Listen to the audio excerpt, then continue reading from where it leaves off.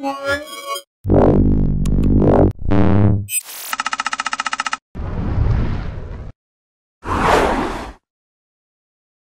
guys, Sasha from Mobile Geeks here. I'm at the LG G-Pad 8.3 launch event during IFA here in Berlin, and actually quite impressed by this tablet. An 8.3, that's basically the first 8.3-inch tablet I've ever had in my hand. That's the G-Pad. And Max, if you could just walk around here so we can just film it from the front. So 8.3-inch.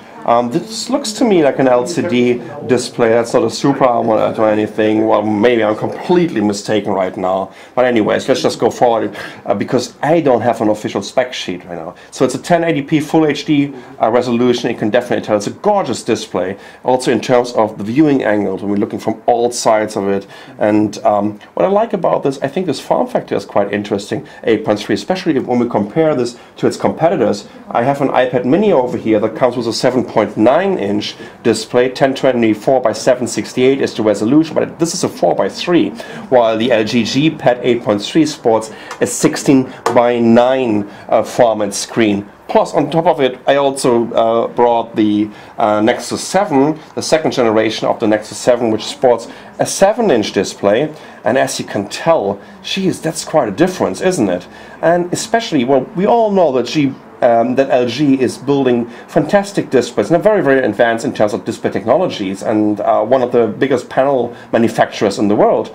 And when you're taking a look at this, and look at this bezel of the Nexus 7, how big this is, especially on the top and on the bottom, but also on the side. And now compare this to the G-Pad 8.3. It's just very thin, and in general, it kind of gives me this look and feel of yeah, a little bit of the iPad mini. It feels very premium in my opinion, which is also a matter of the materials that we're using for the case. So let me just turn it to the back side, and as you can see, this is a brushed aluminum backplate, and I totally love this.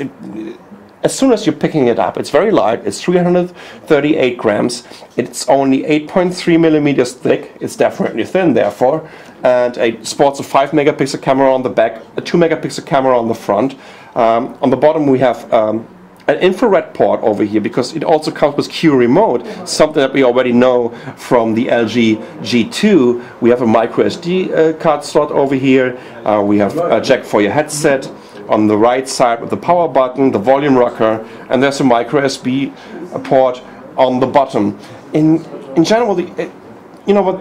Again, the first impression that you're getting, this is a real premium device. So I'm not sure about the price of it, but let's talk a little bit about specification. So once again, 8.3-inch Full HD. It comes with a Qualcomm Snapdragon 600, so it's based on the Cryte architecture with the Adreno 320 GPU, has 2 GB of RAM, 16 GB of internal storage, which of course you can upgrade with a micro SD card.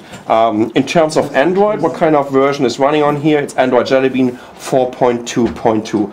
Once again, let me just show you.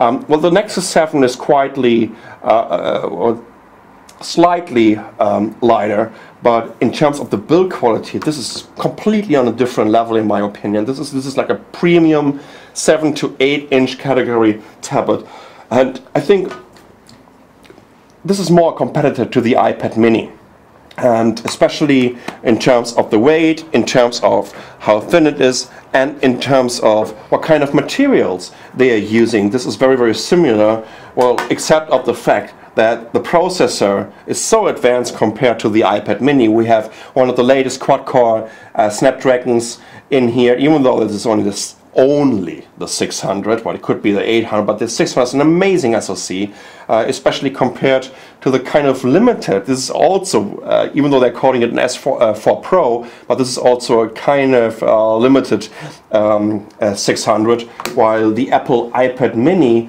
is still running on a dual-core fabric. I think that was the A5, which is probably about 2 generations old right now. So, to be honest, this is one of the most impressive small tablets that I've ever seen in the Android world. It's coming to the market in Q4. There will be a black version, there will be a white version, also with brushed aluminum on the back. Can't tell you anything about the pricing, but in my opinion, LG really pulled it off. This is a proper tablet, great design, great specifications, and you know what I really like is great build quality, and that's what the LG G Pad 8.3 is going to offer. So that's a quick look and a little comparison with its competitors of the LG G Pad 8.3. I'm Sasha for Mobile Geeks. Thanks for watching.